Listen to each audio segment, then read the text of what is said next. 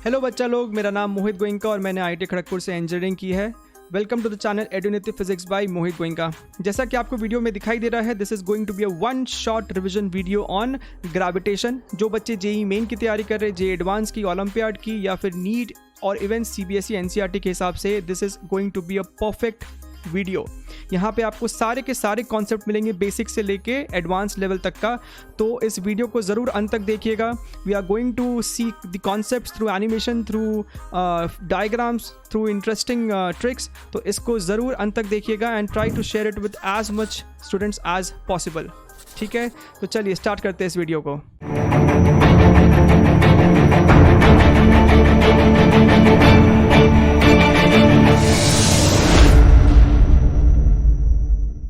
Gravitation chapter की बात हो और सर आइजैक न्यूटन का नाम सबसे पहले नहीं आए, दैट इज़ नॉट पॉसिबल। तो सबसे पहले वही देख लेते हैं, न्यूटन्स लॉज ऑफ ग्रेविटेशन। उसके हिसाब से लॉ कहता है कि अगर आपके पास दो पार्टिकल है M1 एंड M2, तो they both are going to attract each other with the force of let us say capital F, right. They both are going to attract each other with the force of capital F, और ये F जो force है, that is given as directly proportional to product of both the masses.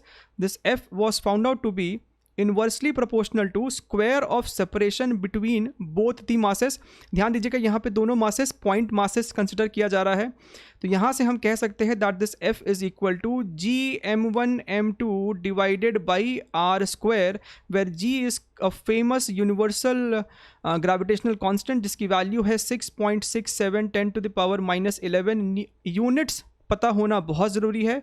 This is newton metre square per kg square. ठीक है, तो ये अपना simple Newton's laws of gravitation है। ये जो फोर्स होता है, this acts along the line joining both the masses. ठीक है, इस बात को ध्यान में रखना है। ओके, अच्छा, एक बार आप न्यूटन्स लॉज ऑफ ग्रेविटेशन जानते हैं, तो ये हमने जो लिखा, this is in normal form. हमको इसे वेक्टर फॉर्म में भी लिखना आना चाहिए, क्योंकि इस पे भी सवाल बन सकता है। मान लीजिए कि आपके पास दो मासेस हैं M1 एंड M2, और हमें पोजीशन वेक्टर पता है M1 मास का एंड M2 मास का। ठीक है, हमें इसका पोजीशन वेक्टर पता है R1 वेक्टर और इसका पता है R2 vector, right. So we can write what is the separation between M1 and M2 in form of vector. मान लीजिए कि ये R वेक्टर है, तो क्या हम इस ट्राइंगल में वेक्टर लॉ ऑफ एडिशन लगा के ये R वेक्टर नहीं बता सकते? This is going to be R2 vector minus R1 vector, right. अब हमसे कोई अगर पूछेगा कि बताइए what is the force acting on let us say M2 mass, ठीक है, तो M1 is going to attract M2 towards it. ठीक है, तो इसको यहाँ पे नोटेशन दे देते हैं, force acting on 2 due to 1। So what is going to be this force? ये F21 क्या होगा? This F21 is going to be magnitude wise, तो हम सबको पता है ये हो जाएगा Gm1 M2 divided by R का square, right, R square. Good enough. लेकिन हमें इसे वेक्टर फॉर्म में लिखना है, यानी कि F21 का हमें डायरेक्शन भी देना होगा। So this F21 vector is basically opposite to this R vector, right. This is opposite to this R vector. तो क्या हम यहाँ पे नेगेटिव R कैप लिख सकते हैं? नेगेटिव दिखा रहा है कि ये R वेक्टर के अपोजिट डायरेक्शन में है, और R कैप क्या है? R cap is basically unit vector. We have to convert this R vector into a unit vector, और यूनिट वेक्टर में अगर कन्वर्ट किया है, so we can write this as R vector divided by R, right, R vector divided by R।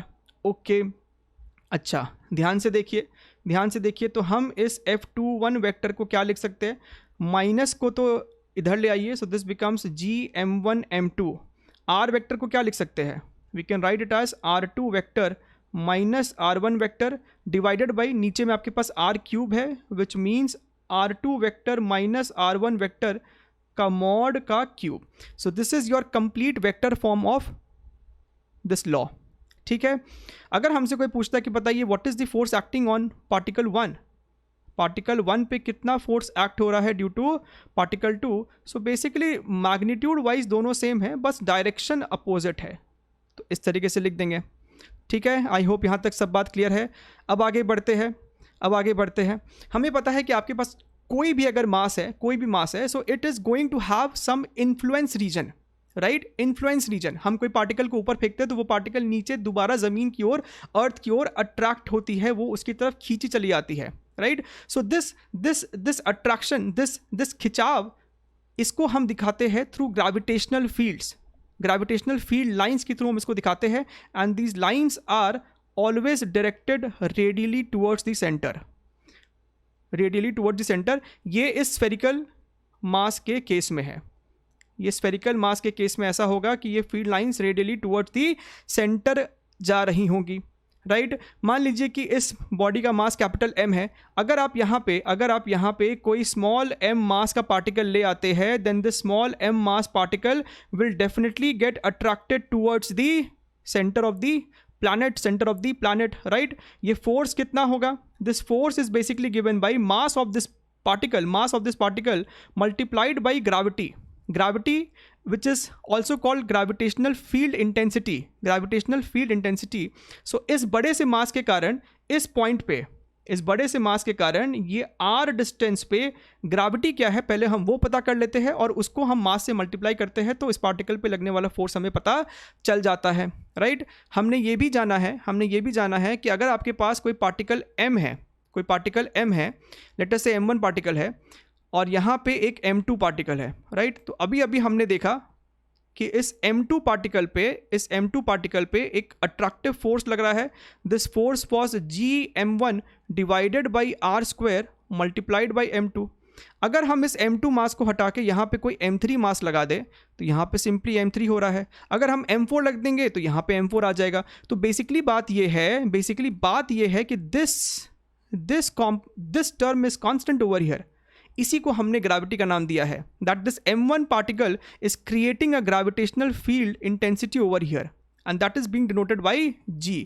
तो यहीं से हमारा g का फॉर्मूला समझ में आता है हमें, दैट अगर आपके पास कोई मास m है, उसके वजह से r दूरी पे जो ग्रेविटेशनल फील्ड इंटेंसिटी होगी या फिर एक्सेलरेशन ड्यू टू ग्रेविटी होगी, that is going to be simply gm by r square, and the direction of this gravity is going to be towards the particle, right, towards the particle, right. तो ये concept पता होना बहुत ज़रूरी है कि gravity है क्या, ठीक है। अब हमें डिफरेंट शेप्स के कारण जी की वैल्यू पता होनी चाहिए। तो सबसे पहला इसमें आता है, आपके पास एक यूनिफॉर्म मास डिस्ट्रीब्यूशन वाला रिंग है, ठीक है। इस रिंग का मास जो है वो कैपिटल M है, इसका रेडियस R है। हमें ये जानना होता है कि इसके एक्सिस पे G की वैल्यू क्या है। मान लीजिए कि हम इसके एक्सिस से x डिस्टेंस पे चले जाते हैं, और इस x डिस्टेंस पे इस पॉइंट पे G की वैल्यू क्या है वो हमें पता करना है, राइट। तो इसका डेरिवेशन आपको नोट्स में, जो कि डिस्क्रिप्शन बॉक्स में दिया हुआ है, वहाँ पे आपको इसका डिटेल्ड डेरिवेशन मिल जाएगा। यहाँ पे हम आपको बस एक छोटा सा हिंट देके सीधे फॉर्मूला लिख देते हैं। मान लीजिए कि आपने यहाँ पे एक छोटा सा एलिमेंट ले लिया dl लेंथ का, सपोज आपने यहाँ पे, या फिर एक dm मास का आपने एक छोटा सा एलिमेंट ले लिया। सबसे पहले ये पता कर लीजिए कि इस dm मास की वजह से इस पॉइंट पे एक छोटा सा जो ग्रेविटी आया होगा dg, वो कितना है। डायरेक्शन जो होगा उसका इस मास के तरफ ही होगा।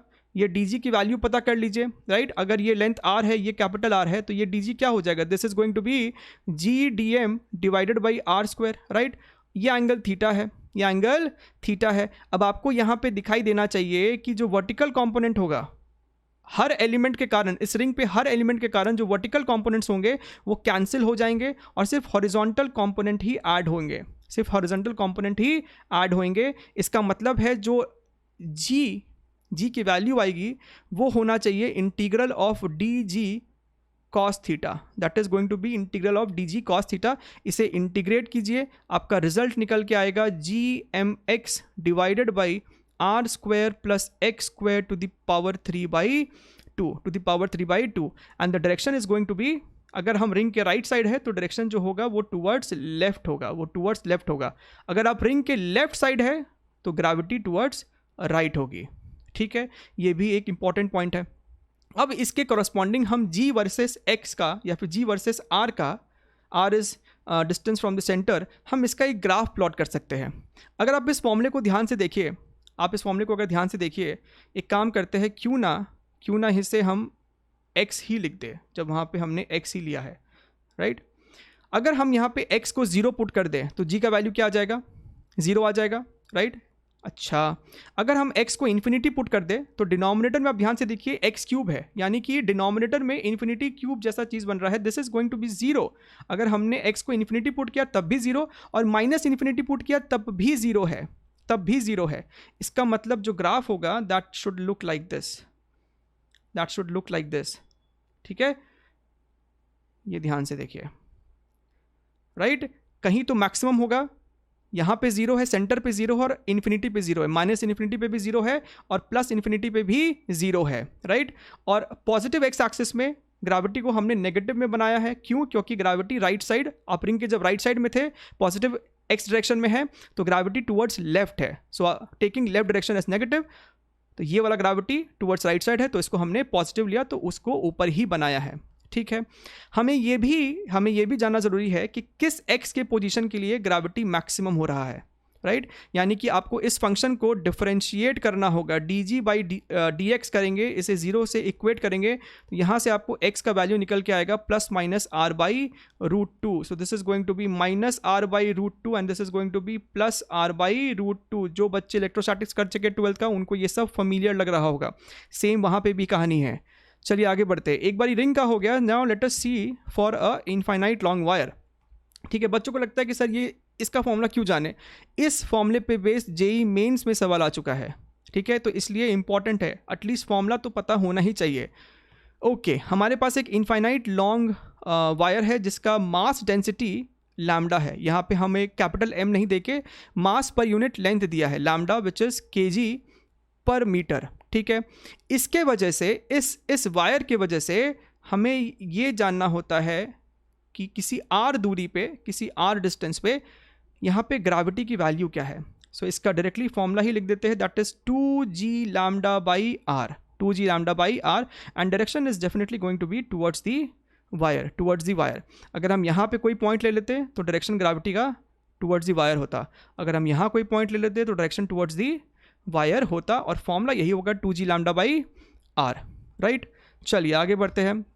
फिर अपना आता है very popular, due to a spherical shell, due to a spherical shell. मान लीजिए कि आपके पास एक स्फेरिकल शेल है जिसका मास m है और रेडियस r है।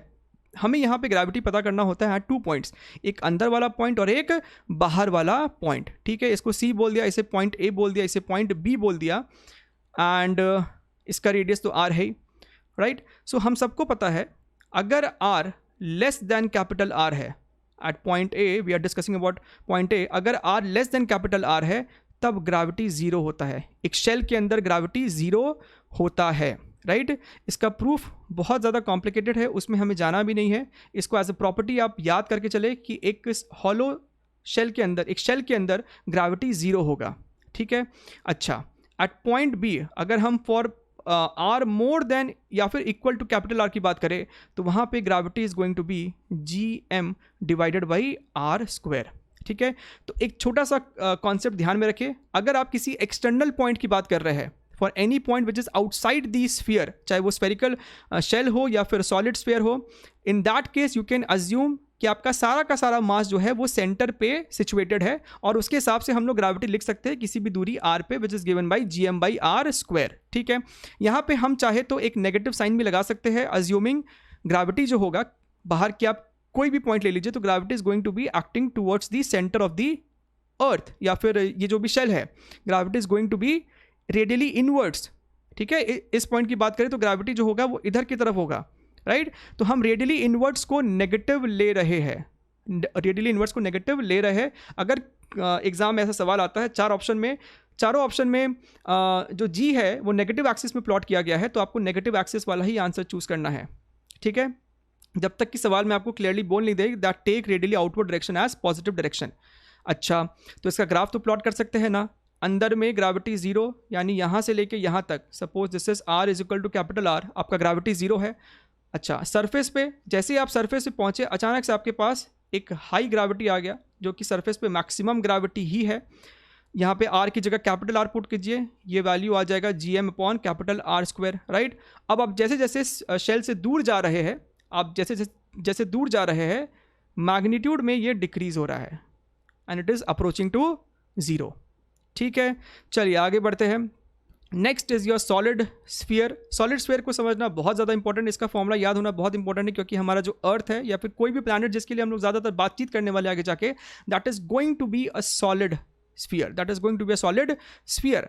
यहाँ पे भी दो लोकेशन, एक अंदर का लोकेशन, एक बाहर का लोकेशन। लेकिन यहाँ में जब आप अंदर की लोकेशन की बात कर रहे हैं, so that is not very straight forward. ध्यान से देखिए, ठीक। सपोज हम बात कर रहे हैं, ये सी है, this is point A, this is point B. हम किसी अंदर वाले पॉइंट की बात कर रहे हैं for R less than capital R, ठीक है।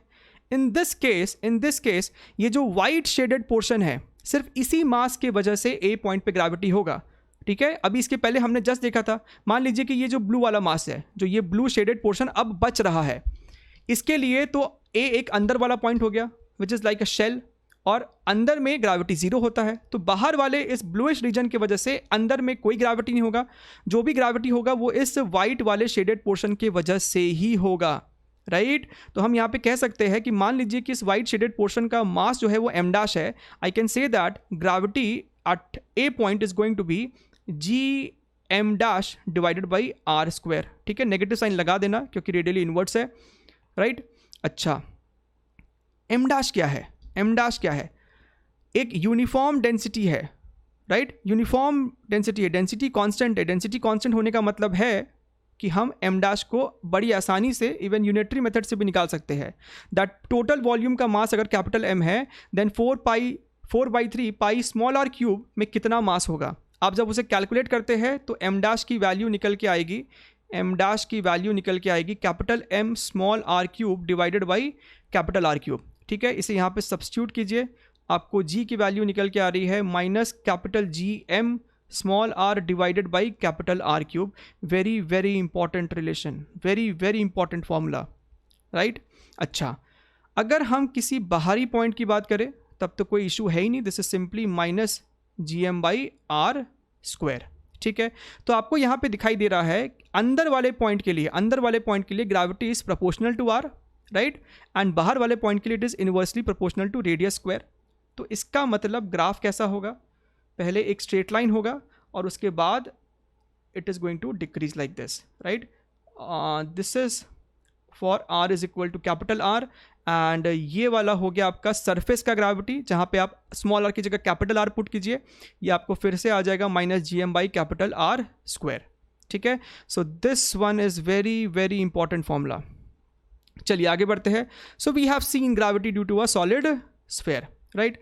अब हम लोग बात करते हैं पोटेंशियल एनर्जी का, राइट। पोटेंशियल एनर्जी का वर्क एनर्जी पावर चैप्टर में हमको ये कॉन्सेप्ट पढ़ा दिया जाता है that potential energy of a system is basically equal to amount of work done by the external agent to create that system.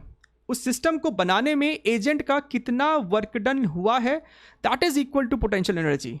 तो इसका जो फॉर्मूला निकल के आता है उसके लिए डेरिवेशन का अप्रोच यही है, राइट। इसका बाय द वे इसका डेफिनेशन क्या है पोटेंशियल एनर्जी का इस केस में? The definition is amount of work done to bring this m2 mass from infinity and that too very slowly. बहुत धीरे धीरे अगर आप इस m2 मास को यहाँ से लाए और m1 से लेट अस से r दूरी पे ला के रख दिया, अब जो कार्य हुआ है, the work done by the agent will be equal to the potential energy of this system created, ठीक है।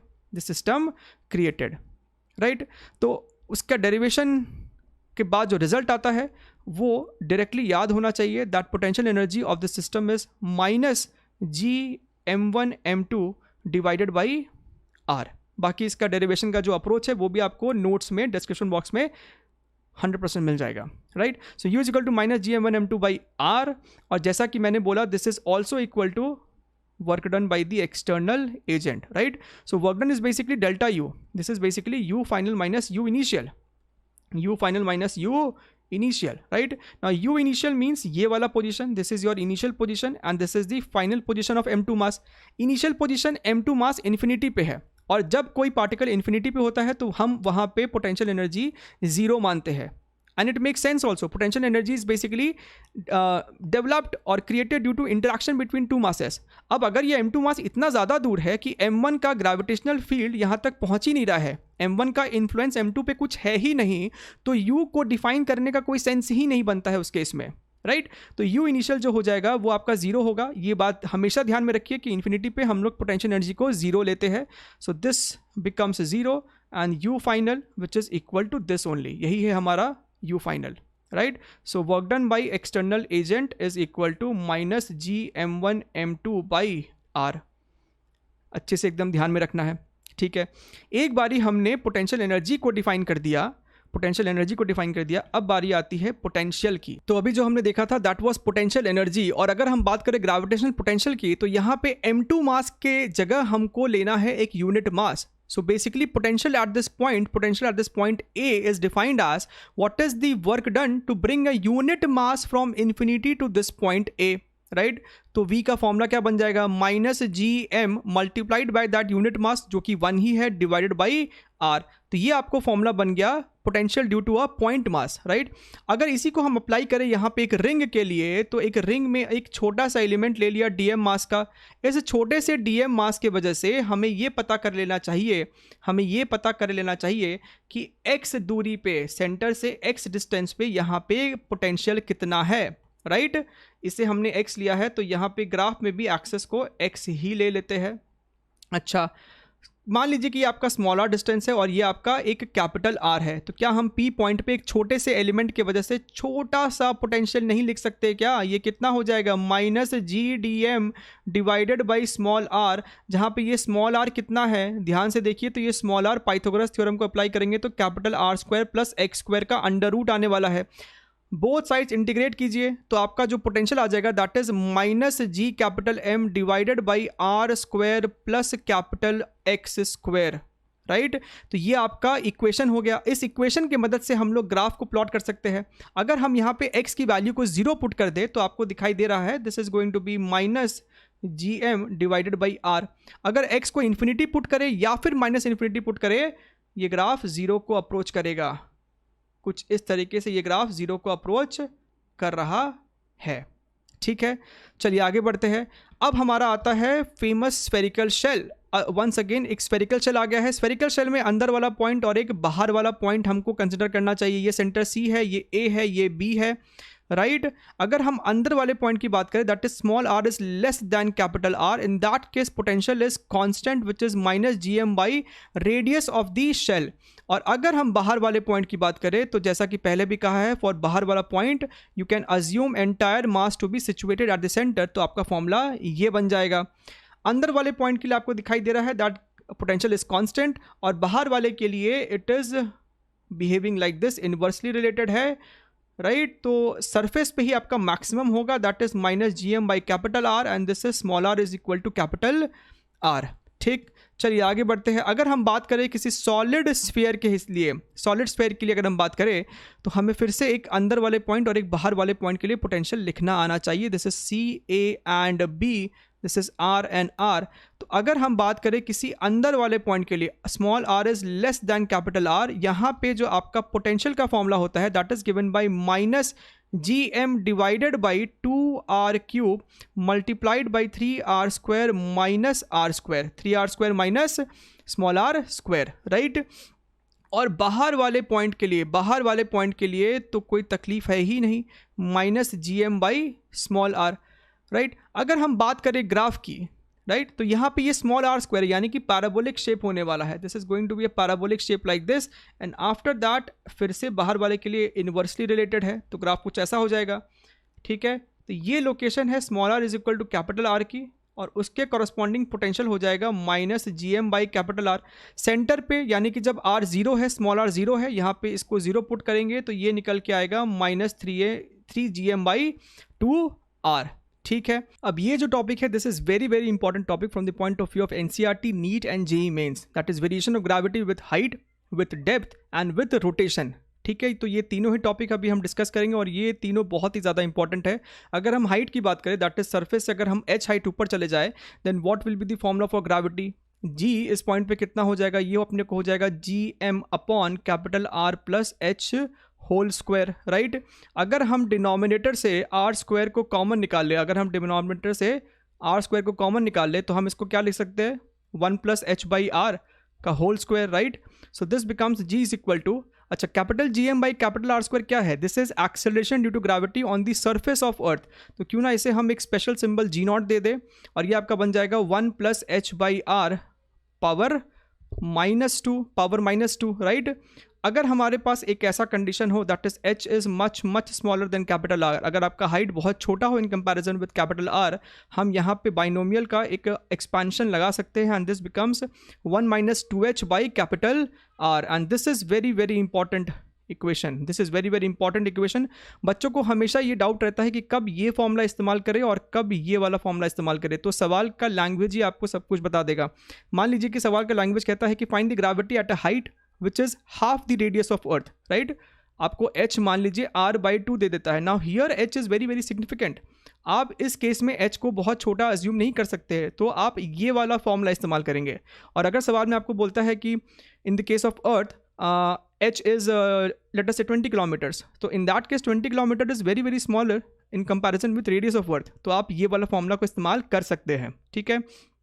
ज़्यादा से ज़्यादा अगर h आपका let us say 400 किलोमीटर है या फिर इवन 500 किलोमीटर, तब तक आप ये वाला फॉर्मूले को इस्तेमाल कर सकते हैं to get the value of acceleration due to gravity. But still exam में जब सवाल पूछेगा तो वो इस बाउंड्री केस के साथ नहीं खेलेगा, वो आपको अगर ये वाला इक्वेशन लगाना होगा तो 30, 40, 50, 100 किलोमीटर तक ही देगा, और अगर जनरल इक्वेशन लगाना होगा तब half of the radius, 1/4 of the radius, इस तरीके का लैंग्वेज का इस्तेमाल किया जाएगा, ठीक है।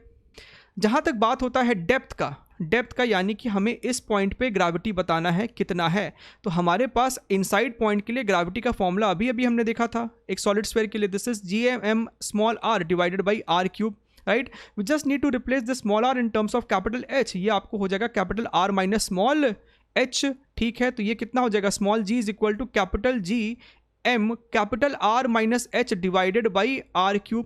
अगर हम डिनोमिनेटर में से एक r अंदर भेज दे और एक दो r बाहर रहने दे तो ये आपका बन जाएगा इतना, और gm/r स्क्वायर क्या है, g0 ही तो है, सो 1 - h/r। ध्यान देना है कि ये फॉर्मूला हमेशा वैलिड है, इसमें कोई भी अजम्पशन नहीं लगाया गया है, वेरी वेरी इंपॉर्टेंट पॉइंट। अगर हम बात करें रोटेशनल इफेक्ट के कारण, मान लीजिए कि आप किसी पॉइंट P पे खड़े हो, आप P पे हो, तो ये पॉइंट जो है धरती के स्पिन के कारण ये पॉइंट भी एक पर्टिकुलर सर्कुलर ऑर्बिट में है, ये वो उसका सर्कल होगा, ठीक है। इस सर्कल का रेडियस कितना है, इस सर्कल का रेडियस हमने मान लिया स्मॉल r, तो क्या हम इस स्मॉल r को, ध्यान से देखिए ये कैपिटल R है, क्या हम इस स्मॉल r को r cos थीटा लिख सकते हैं, हाँ सर आसानी से लिख सकते हैं। अब ध्यान से देखिए एक तो हो गया आपका g0, और दूसरा हो जाएगा आपका सेंट्रीफ्यूगल एक्सेलरेशन बाहर की तरफ विच इज़ बेसिकली ω²r। इस सेंट्रीफ्यूगल एक्सेलरेशन का हम लोग रेडियली आउटवर्ड्स एक कंपोनेंट ले लेते हैं that is ω²r cos theta, ये एंगल थीटा है तो ये एंगल भी थीटा होगा। तो g इफेक्टिव कितना हो जाएगा उस पॉइंट पे, रेडियल डायरेक्शन में जो g इफेक्टिव होने वाला है that is going to be g0 minus ω² small r cos theta, and what is small r, that is capital R cos theta. तो हमारा फाइनल इक्वेशन बन जाता है ω² कैपिटल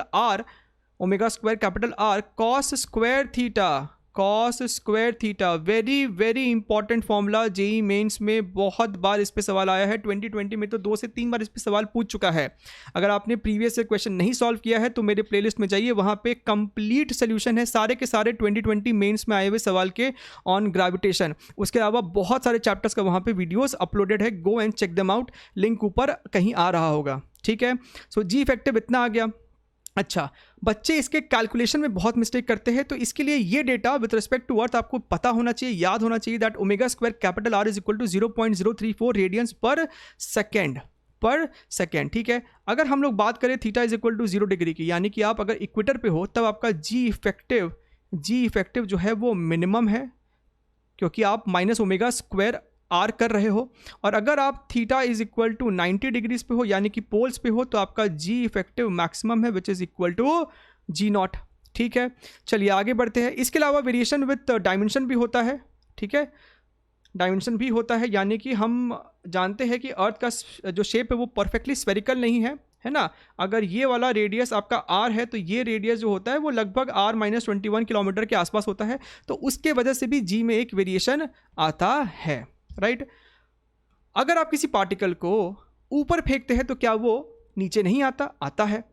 लेकिन अगर आप उसे बहुत तेज़ी से फेंकेंगे तो हो सकता है कि वो अर्थ के ग्रेविटेशनल पुल को, अर्थ के इन्फ्लुएंस को एस्केप करके इन्फिनिटी पे चले जाए, because infinity is that point जहाँ पे अर्थ का या फिर किसी भी प्लैनेट का ग्रेविटेशनल फील्ड, ग्रेविटेशनल इन्फ्लुएंस उस पार्टिकल पे नहीं होता है। तो मान लीजिए कि हमने किसी पार्टिकल को वी स्पीड से ऊपर की तरफ फेंका और वो जस्ट इन्फिनिटी तक पहुँचा। जस्ट इन्फिनिटी पे पहुँचाने का क्या मतलब है? हमें उसे यहाँ पे एक मिनिमम स्पीड देना है ताकि वो एस्केप कर जाए। तो हम चाहते हैं कि जब वो इन्फिनिटी पे पहुँचे तो उसका वेलोसिटी ज़ीरो हो, और इन्फिनिटी पे तो ऐसे भी पोटेंशियल एनर्जी हम लोग ज़ीरो ही लेते हैं। नाउ अज्यूमिंग कोई भी नॉन कंजर्वेटिव फोर्स नहीं है, कोई फ्रिक्शन नहीं है, we can apply the energy conservation, that is initial kinetic plus initial potential is equal to final kinetic plus final potential. ये आपका इनिशियल सिचुएशन है और ये आपका फाइनल सिचुएशन है ना। इनिशियली काइनेटिक एनर्जी जो है that is half m v e square, और पोटेंशियल एनर्जी हो जाएगा minus G M M divided by capital R, this is equal to final kinetic zero और फाइनल पोटेंशियल भी zero. तो यहाँ से बड़े प्यार से आपका फॉर्मूला बन के आता है that is under root 2gm divided by R. अगर हम अर्थ के लिए बात करें, आप यहाँ पे अर्थ का मास पुट कीजिए, अर्थ का रेडियस पुट कीजिए, तो ये वैल्यू अर्थ के सरफेस के लिए निकल के आती है 11.2 किलोमीटर्स पर सेकेंड। डेटा याद होना चाहिए specially from NCERT point of view, ठीक है। अच्छा, ये दो इंपॉर्टेंट बात हो गई। तीसरी इंपॉर्टेंट बात ये है कि ऐसा नहीं मान के चलना है कि सिर्फ सरफेस से ही फॉर्मूला है under root 2gm by R. मान लीजिए कि हम धरती के सरफेस से स्मॉल, धरती के सेंटर से, लेटर से सेंटर से हम आर दूरी ऊपर है, ठीक है, और यहाँ से हमने किसी पार्टिकल को फेंका है विद सम वेलोसिटी v, तब भी आपका फॉर्मूला बन के आएगा एस्केप का under root 2gm by R. नहीं बिलीव होता है तो इसी लॉजिक से यहाँ पे भी ड्राइव कर लीजिए, यही वैल्यू निकल के आने वाली है। एक और पॉइंट जहाँ पे बच्चे कंफ्यूज करते हैं कि मान लीजिए कि सर हमने इस पार्टिकल को एक वेलोसिटी दे दिया है v, लेकिन एक एंगल थीटा पे दिया है, ठीक है, हमने यही स्पीड दिया था एस्केप 11.2, लेकिन एंगल थीटा पे, तो क्या इसका वर्टिकल कॉम्पोनेंट लेंगे टू जज whether the particle will go और नॉट? नहीं भाई, काइनेटिक एनर्जी का कोई कॉम्पोनेंट नहीं होता है। हमने यहाँ पे half m v e square लिखा था इक्वेशन में, half m v e square का आप कंपोनेंट नहीं लोगे तो आप उसे किसी भी एंगल पे फेंको, वेलोसिटी 11.2 किलोमीटर पर सेकेंड ही होगा, ठीक है। Now next is your orbital velocity. अब ऑर्बिटल वेलोसिटी क्या है? That is the exact velocity जो एक पार्टिकल के पास होना चाहिए ताकि वो इस बड़े मास का चक्कर काट सके, राइट। मून के पास कितना वेलोसिटी होना चाहिए ताकि वो अर्थ के अबाउट रिवॉल्व कर सके? तो ये वेलोसिटी भी हमें निकालना आना चाहिए, and this can be found out by using the concept of centripetal force, right. अब ये वाला जो मास है, लेट अस से इस पार्टिकल को किसी एफ फोर्स से अपनी तरफ खींच रहा है, so this f force is basically providing the necessary centripetal force that is m v not square by r, right. और ये एफ क्या है? This f is basically gravitational force that is g M m by are square, this is equal to m v not square divide by r. तो यहाँ से हम orbital speed निकाल लिए, that is under root ji m divided by are. एक बारी आपका orbital speed आ गया, एक बारी आपका ऑर्बिटल स्पीड आ गया तो क्या हम टाइम पीरियड नहीं निकाल लेंगे? Time period is basically time taken by the satellite और the particle to complete one revolution. तो ये कितना हो जाएगा? Path taken divided by orbital speed. तो ये कितना हो जाएगा? 2 pi R divided by under root ji M by R. इसे थोड़ा सा रीअरेंज करेंगे तो ये आपका फॉर्मूला बन जाएगा 2 पाई अपॉन अंडर रूट जी एम आर की पावर 3/2, राइट। एक बार फिर से बता दें, डिस्क्रिप्शन बॉक्स में इन सब का नोट्स है, तो वहाँ से आप जाके इसे डाउनलोड कर सकते हैं। वहाँ पे प्रॉपरली अच्छे तरीके से सारा नोट्स हैंड रिटन है, लिखा हुआ है, ठीक है। एक बार आपका टाइम पीरियड आ गया, let us talk about kinetic energy. So kinetic energy is half m v not square. यहाँ पे ऑर्बिटल वेलोसिटी को पुट कीजिए, ये आपका निकल के आएगा G M m by 2r।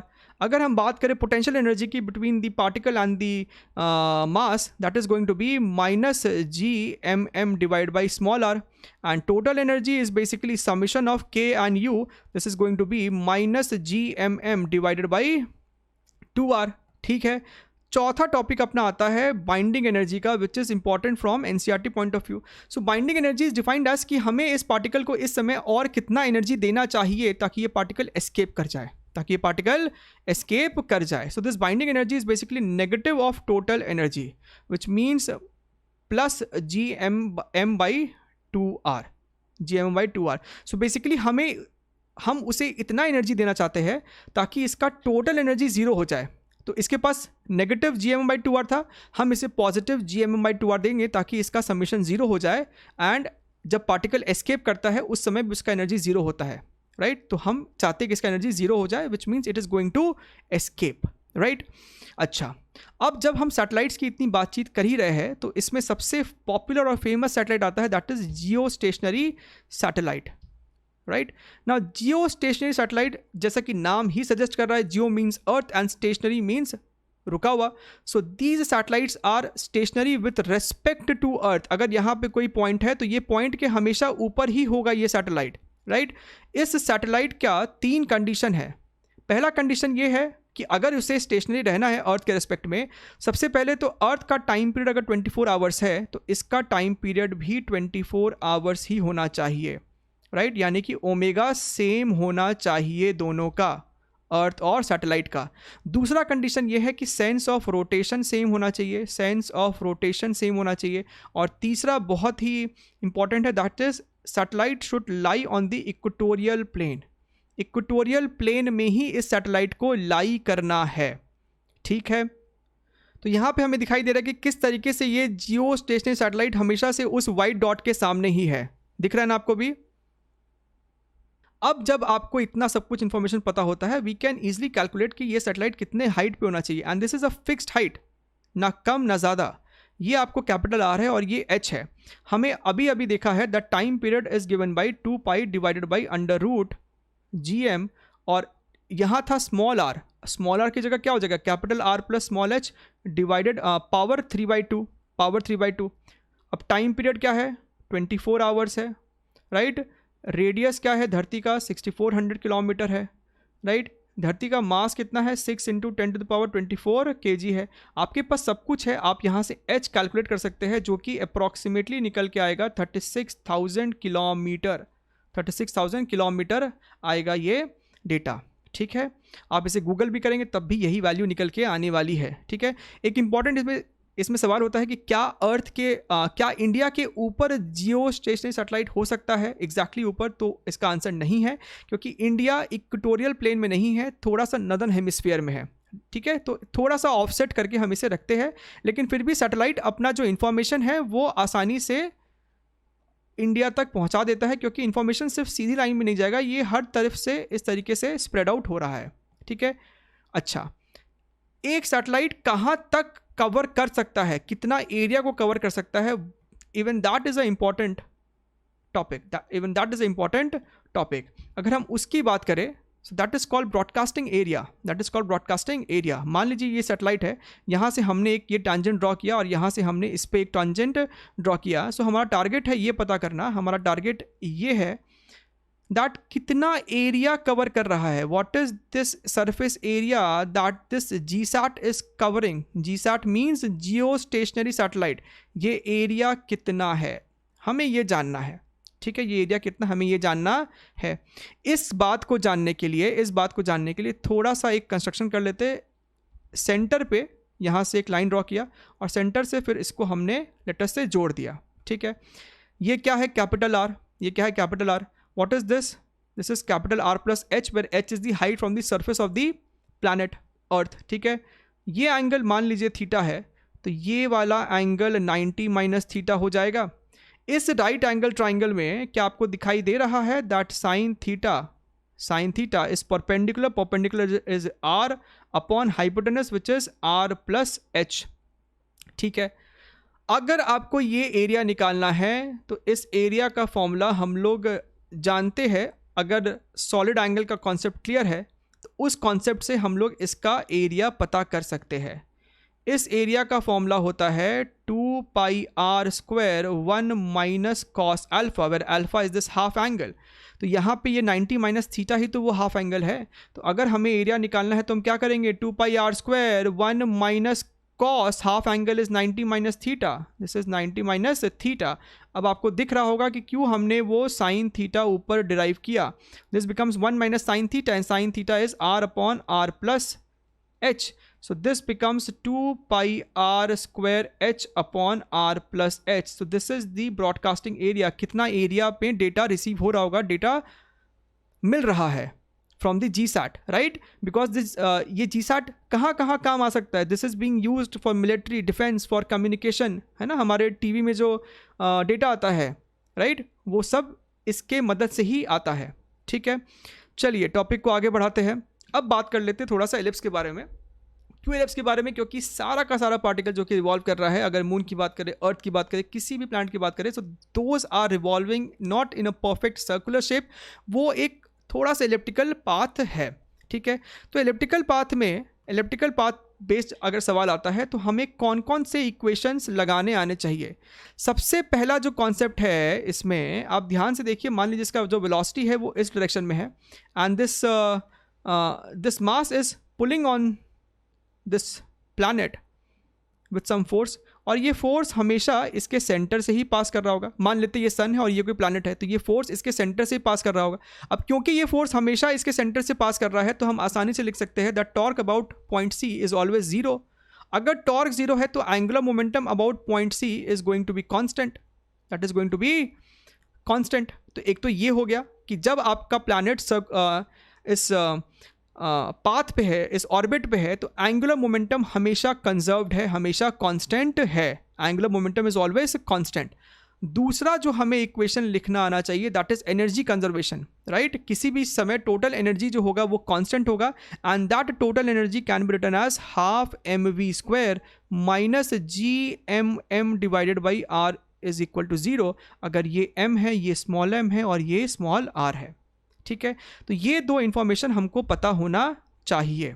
ठीक है, अच्छा, कुछ और डायमेंशनल चीज़ हमें पता होनी चाहिए कि अगर ये एलिप्टिकल पाथ है, इसको हम कहते हैं मेजर एक्सिस। जिन बच्चों ने एलिप्स पढ़ रखा है उनको तो ये चीज़ पता ही होगा। इसे हम कहते हैं मेजर एक्सिस, जिसे हम 2a से डिनोट करते हैं। एलिप्स में ये वाले लेंथ को हम कहते हैं माइनर एक्सिस, जिसे हम 2b से डिनोट करते हैं। और इस एलिप्स का एक एक्सेंट्रिसिटी होता है, that is √1 minus b² by a²। ई ये बताता है कि ये एलिप्स कितना ज़्यादा एलिप्टिकल है, राइट? विच मीन्स जैसे कि ये सर्कुलर है, this is elliptical, this is very much elliptical. ठीक है, तो जो जितना ज़्यादा चपटा उतना ज़्यादा एलिप्टिकल है, उतना ज़्यादा उसका ई का वैल्यू आएगा। ठीक है, अब जो बच्चे एडवांस या फिर ओलंपियाड की तैयारी कर रहे हैं, ये टॉपिक उनके लिए बहुत ज़्यादा इंपॉर्टेंट है, दैट इज़ वेलोसिटी और speed at पेरिजी and apogee. पेरिजी apogee क्या होता है? अगर हम बात करें, सपोज ये आपका अर्थ है और ये मून है, तो जब ये मून अर्थ के सबसे नज़दीक होगा तब इस पॉइंट को बोलते हैं पेरिजी, which is denoted by P over here. और जब यही चीज़ अर्थ से सबसे दूर होगा उस पॉइंट को बोलते हैं apogee, this is called apogee, right? इसको हमने यहाँ पे ए से दिखाया है। ठीक है, हमें ये वीपी और वीए निकालना है, बहुत ज़्यादा मुश्किल नहीं है, सिर्फ दो इक्वेशन लिखना है, that is angular momentum conservation and energy conservation. ठीक है, अब ध्यान से देखिए, ये जो डिस्टेंस है, ये जो डिस्टेंस है, एलिप्स का प्रॉपर्टी से हम कह सकते हैं this is a into 1 minus E, और ये डिस्टेंस हो जाएगा a इंटू 1 प्लस ई। ठीक है, सबसे पहला इक्वेशन लिखते हैं एंगुलर मोमेंटम कंजर्वेशन का, that is L is equal to constant, L is equal to constant. तो P पॉइंट पे एंगुलर मोमेंटम हो जाएगा mvp multiplied by this distance, है ना? ये डिस्टेंस होगा, हम C पॉइंट के अबाउट लिख रहे हैं एंगुलर मोमेंटम, तो ये कितना हो जाएगा? A multiplied by 1 minus E, this is equal to mva, इस पॉइंट पे angular momentum mva a into 1 plus E. तो ये तो हो गया आपका पहला इक्वेशन। दूसरा इक्वेशन होगा एनर्जी कंजर्वेशन का between point P and A। तो P पॉइंट पे एनर्जी है आपका half mvp² minus gmm divided by distance is A into 1 minus E, this is equal to half mva² minus gmm divided by a into 1 plus E. तो ये आपके पास दोनों equation है, इन दोनों को सॉल्व कीजिए, आपको va और vp का वैल्यू निकल के आ जाएगा। vp is going to come around, that is gm divided by a 1 plus E divided by 1 minus E, and va is going to be under root gma multiplied by 1 minus E divided by 1 plus E. ठीक है। एक और important note that elliptical path में जो total energy होता है which is always constant, this is going to be -GMM divided by 2a। तो ये सारा इंफॉर्मेशन अपने को पता होना चाहिए, ठीक है। तो ये कहानी था आपको पेरिजी और अपोजी के बारे में।